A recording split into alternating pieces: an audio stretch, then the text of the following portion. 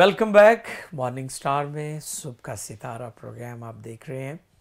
आज सुबह इस प्रोग्राम में हम आपको ब्रेक के बाद खुशामदीद कहते हैं। ब्रेक पर जाने से पहले एस्टर जो हम गुफ्तगू कर रहे थे, तो अक्सर मैंने देखा है कि बच्चियां या बच्चे कहते हैं जी हमारे दोस्त हैं, फ्रेंड्स हैं, उनके फंक्शन है, किसी की शादी है या सालगिरह है, बर्थडे पार्टी है या फेयरवेल पार्टी वगैरह, बहुत सारी चीजें गेट टुगेदर भी करते हैं। हाँ जी। तो पेरेंट्स की जिम्मेदारी है, मदर की, फादर की। अगर बेटा है तो फादर कोशिश करे उसके साथ जाए और जाकर देखे वो किस तरह का फंक्शन है, कौन लोग हैं, किस तरह की उनकी एक्टिविटीज़ हैं। और अगर बेटी है तो मदर की, माँ की जिम्मेदारी है वो साथ जाए। कई दफ़ा ये होता है कि अगर किसी फ्रेंड के यहाँ कोई प्रोग्राम है, बर्थडे पार्टी है या कुछ और है, तो बाहर से घर के या किसी भी जगह पर छोड़कर वापस आ जाते हैं। उन्हें नहीं पता कि अंदर उनकी क्या एक्टिविटीज़ हैं। बिल्कुल। और इस तरह बच्चे बुरी आदत का शिकार हो जाते हैं। बिल्कुल बिल्कुल। जब बेटे को हमने भेजना था ट्यूशन के लिए, तो आपने मुझे पहले कहा था कि पहले चेक करके आओ कि उनके घर का एटमॉस्फेयर कैसा है। यहाँ से एक और बात मेरे ज़हन में आ गई, वो भी तो आपने मुझे ये कहा था कि आप चेक करके आओ उनके घर की एनवायरनमेंट में। बिल्कुल, हाँ जी, एकेडमी के लिए, ट्यूशन के लिए, हाँ जी, कि स्कूल के बाद हमारे बेटे की जो बात एस्टर कर रही है, हाँ जी, तो मैंने कहा कि आप पहले उनके घर जाएं कि क्या उनके घर की जो एनवायरनमेंट है वो कैसी है, वो ठीक है या नहीं है। हाँ जी। तो फिर मैं गई थी, फिर मैं चेक करके आई, फिर मैंने हमने बताया, डिसाइड किया। तो फिर हमने डिसाइड किया हम। अच्छा, इसी के साथ एक और मिलती जुलती बात है एस्टर, कि हम क्या करते हैं किसी भी स्कूल में जब बच्चों को एडमिशन करवाते हैं तो हम उसकी इमारत देखते हैं। ये देखते हैं कि इसकी टेलीविजन पर मशहूरी आ रही है, वहां पर हम ये नहीं देखते जिस टीचर ने इसको पढ़ाना है वो कौन है, उसका मिजाज, उसका तौर तरीका कैसा है, या जो सिलेबस है, जो टीचिंग दे रहे हैं वो किस तरह की है। बिल्कुल। तो ये वो सारी चीजें हैं जो हमारे बच्चों और घरानों में, खानदानों में इस पर गौर होना चाहिए। अच्छा, आगे बढ़ते हैं। खुदा के कलाम में तीसरी आयत में चाहता हूँ, पढ़ दीजिए जी। और वो उस दरख्त की मानिंद होगा जो पानी की नदियों के पास लगाया गया है, जो अपने वक्त पर फलता है और जिसका पत्ता भी नहीं मुरझाता, सो जो कुछ वो करे बार बार होगा। वाह, praise God, thank you Esther. Nazreen, जो अभी खुदा की खादमा ने आपके लिए आयत मुबारक पढ़ी है, उसमें लिखा है कि ऐसा शख्स जो मुबारक है, जिससे दिन रात खुदा के कलाम से मोहब्बत है, खुदा के कलाम पर उसका ध्यान है, तो उसके बारे में कलाम फरमाता है कि वो उस दरख्त की मानिंद होगा। किस दरख्त की मानिंद? एक ख्याल है कि ये वो दरख्त है जो जनूबी हिंद में मिलता है। इस दरख्त की क्वालिटी है कि ये दरख्त जो है, इसके पत्ते जो हैं कॉस्मेटिक्स के लिए और बहुत सारी मेडिसिन के लिए इस्तेमाल होते हैं। यानी ये लोगों को खूबसूरती भी देता है, खूबसूरती, ठीक है। फिर इस दरख्त के बारे में ख्याल है कि इस दरख्त में से ऑयल निकलता है और उस ऑयल से बहुत सारी बीमारियों का इलाज किया जाता है, जोड़ों की दर्दें और बहुत सारी चीज़ें। फिर एक और इसके बारे में ख्याल है कि जब ये जलता है, सूख जाए, तो 7 कलर्स, 7 रंग की रोशनियां निकलती हैं। वाह, कितनी क्वालिटीज़ हैं ईमानदार की ज़िंदगी में। कि पहली बात, ईमानदार लोगों को दुनिया में जीने का, रहने का सलीका करीना सिखाते हैं। बिल्कुल। फिर वो दुनिया में बरकत और शिफा का बाइस है। फिर आप देखें कि अगर वो दुनिया से जाते भी हैं, उन्हें कोई मिटाने की भी कोशिश करे, तो फिर भी वो दुनिया को रोशनी देते हैं।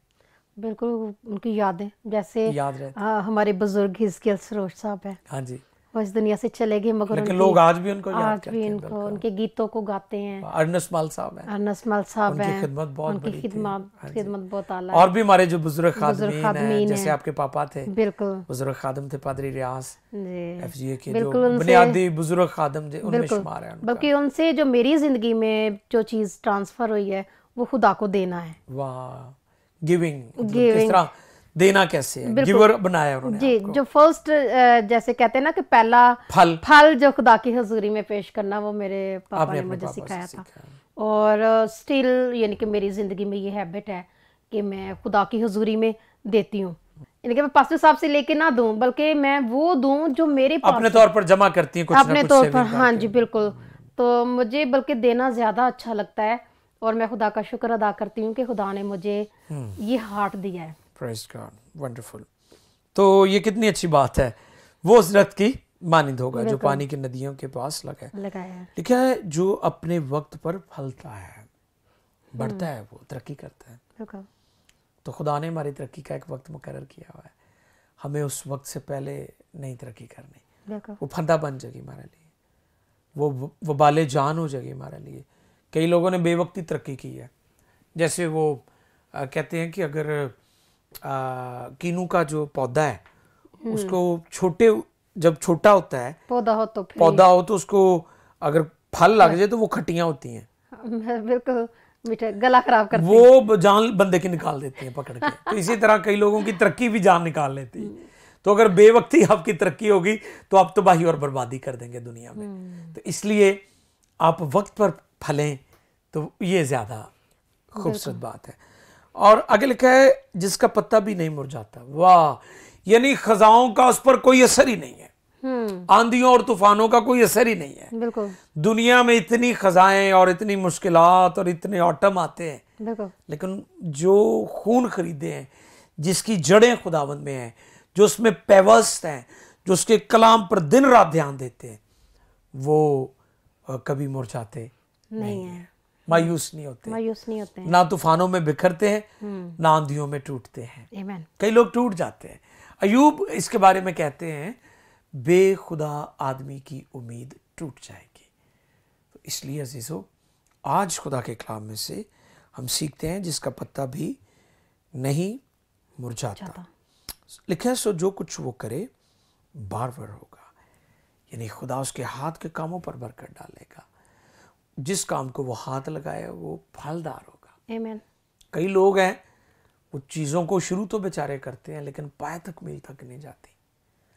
तो जो लोग खुदा के कलाम पर ध्यान देते हैं, खुदा उनके हाथ के कामों पर बरकत देता है। बिल्कुल, यहाँ पे लिखा है कि वो उस दरख्त की मानद होगा जो पानी की नदियों के पास, और जो भी दरख्त पानी की नदी के पास लगा होता है तो उसको तो किसी माली की भी तब जरूरत नहीं है। वाह वाह वाह। और फिर उसको गोडी करने की जरूरत नहीं, और फिर उसको पानी लगाने के लिए भी जरूरत नहीं, क्योंकि वो चश्मे के पास, वो नदी के पास लगा हुआ है। जी जी। तो ना तो ये मुरझाते हैं, ना ही ये टेढ़े होते हैं, ना ही हवा इनको कोई नुकसान पहुंचाती है, बल्कि ये गिरे हुए भी सरसब्ज रहते हैं। बिल्कुल बिल्कुल, अगर झुके भी हुए हैं तो फिर भी वो हरे भरे हैं। मैंने वो देखा है कि नदी के किनारे अक्सर कोई दरख्त गिर भी जाए मगर फिर भी उसके पत्ते सरसब्ज रहते हैं, और फिर भी वो खूबसूरती होती है उसकी। क्या बात है, गिरे हुए दरख्त की भी खूबसूरती होती है। और चौथी आयत अगर हम देखें तो वहां पर नाज़रीन लिखा है शरीर ऐसे नहीं बल्कि वो भूसे की मानिंद है जिसे हवा उड़ा ले जाती है। अब गौर करें, शरीर लोग जैसे मुबारक है वो आदमी जो शरीरों की सलाह पर नहीं चलता। अब शरीरों के बारे में हम जानते हैं कि शरीर कई दफ़ा बड़े जल्दी जल्दी तरक्की कर जाते हैं। आपने देखा नहीं कि लोग जो ठगियां मारते हैं वो बड़ी जल्दी जनाब ऊपर आ जाते हैं। तो कई जो छोटे दिल वाले वो बड़ी जल्दी परेशान हो जाते हैं कि जी ये क्या हुआ जी, दिना जी बंदा कितने तक कितने पहुंच गया। तो उनके लिए पैगाम है बल्कि वो भूसे की मानिंद है जिससे हवा उड़ा ले जाती। जब हवा आती है, चलती है, स्ट्रॉन्ग हवा उसे उड़ा कर ले जाती है। तो जो लोग मक्कारी के साथ, फरेब के साथ, धोखे के साथ, झूठ बोलकर रुपए पैसा इकट्ठा करते हैं वो रहता नहीं है। और भूसे का कोई वजन नहीं होता। नहीं, कोई वजन नहीं। वाह। और यानी कि वजन ना होने के सबब से वो हवा के साथ जिधर, और फिर भूसे को नहीं पता वो किधर गिरा, कहाँ जाएगा, वो कहाँ जाएगा, कहाँ गिरेगा, कोई डेस्टिनेशन, किसी के पांव के नीचे आएगा, खेतों में गिरेगा, गंदी जगह पे गिरेगा, यानी कि और फिर खुदा के फिर शरीर का भी कोई पता नहीं कहाँ गिरेगा, कहाँ जाकर उसका एंड हो जाएगा। एंड होगा जरूर, ये हमें मानना पड़ेगा। हाँ जी, क्योंकि धोखाधड़ी, फ्रॉड, झूठ कितनी देर चलेगा। झूठ तो कभी भी नहीं मिट जाता है, कायम नहीं रहती। आप जब खुदा के हाथ के नीचे सरफराजी पाएंगे तो आपकी सरफराजी को कोई ख़त्म नहीं कर सकता, कोई हटा नहीं सकता। और फिर 5वीं आयत भी पढ़ दें प्लीज जी। खुदा के कलाम में लिखा है, इसलिए शरीर अदालत में कायम ना रहेंगे, ना खताकार साधकों की जमात में। अब कई लोग जमात में, चर्च में घुस आते हैं होशियारी और चलाकी के साथ, लुबादा उड़ के जी मैं भी तोबा कर ली, मैं भी यीशु को कबूल कर लिया, बस ले लिया, लेकिन हकीकी मानों में वो तब्दील नहीं हुए होते। बिल्कुल। अमाल की किताब में ऐसे लोगों के बारे में लिखा है, वो हम में थे मगर हम में से ना थे। यानी वो किसी ना किसी तरह घुस आते हैं। ऐसे लोगों को झूठे भाई भी कहा गया है, अपने आप को झूठे भाई कहते हैं और अपने आप को ईमानदार कहते हैं, और वो बड़ी चालाकी और होशियारी से ईमानदारों की जमात में घुस आते हैं। लेकिन आप याद रखिएगा कि वो लोग कायम नहीं रहेंगे। और कई दफ़ा ऐसे लोग जब चले जाते हैं ना, तो हमें तो खुदा का शुक्र करना चाहिए, क्योंकि होता यह है कि वो खुद भी डूबते हैं और आपकी जमात को भी लेके डूबते हैं। यूना के बारे में आप देख लें कि यूना को जब फेंका है तो बाकी जहाज महफूज हो गया। तो इसी तरह अगर यूना टाइप को बंदा आपकी जमात में है तो बेहतर है वो चला जाए। बिल्कुल जी, ये जरूरी है, बिल्कुल, वरना वो बाकी सब लोगों के लिए भी खराबी और बर्बादी का बायस होगा। तो आज एस्टर हमने कोशिश की है कि हम फेलोशिप पर, दोस्ती पर ज़्यादा बात करें कि हमें कैसे दोस्त बनाने हैं। पेरेंट्स को भी ख्याल करना है अपने बच्चों के लिए, बतौर ईमानदार हमारी ये जिम्मेदारी है। और फिर जब हम ऐसा करेंगे तो हमारे बच्चे कभी बेरहमी का शिकार नहीं होंगे, तालीम में कामयाब होंगे, मुआशरे में कामयाब होंगे, ख़ानदान के लिए बरकत का बाइस होंगे, मुल्क की तरक्की का बाइस होंगे, और माँ बाप को शर्मिंदगी नहीं बल्कि फ़ख्र महसूस करेंगे कि हमारे बच्चे कामयाब हुए हैं और खुदा ने इनको बरकत दी है। तो आखिर में, जैसा कि हमारे प्रोग्राम का वक्त ख़त्म हो रहा है, तो आज हम दुआ भी आपके लिए करेंगे।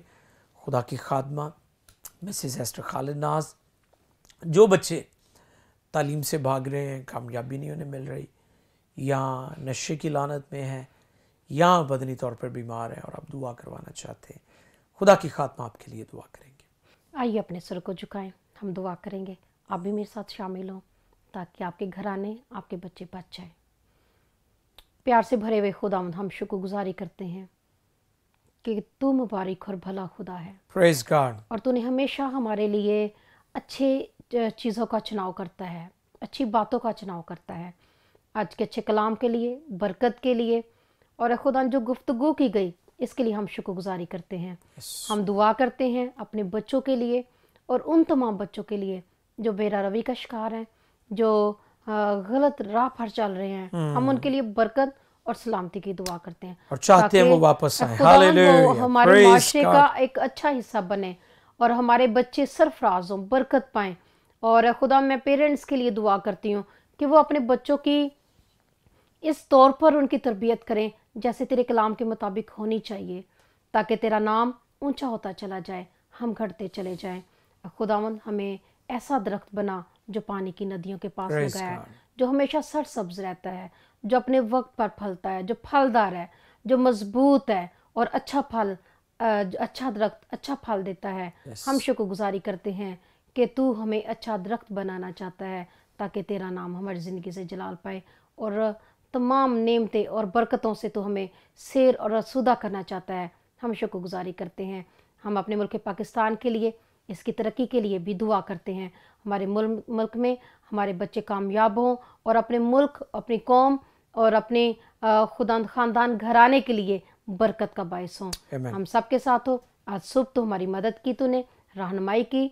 हम बाकी वक्त में भी अपने आप को और इन तमाम अजीज़ों को जो इस वक्त हमारे साथ दुआ में शामिल हैं, जो इस वक्त PMI TV चैनल को देख रहे हैं, तमाम के लिए हम बरकत और सलामती की दुआ करते हैं।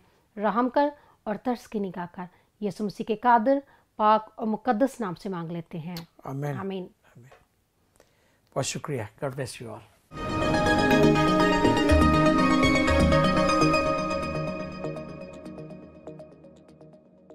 Thanks for watching. Please like this video and comment below. For watching our more videos and latest programs, do not miss to subscribe our YouTube channel. For more notifications, click on the bell icon. You can also follow us on PMI TV Official on Facebook.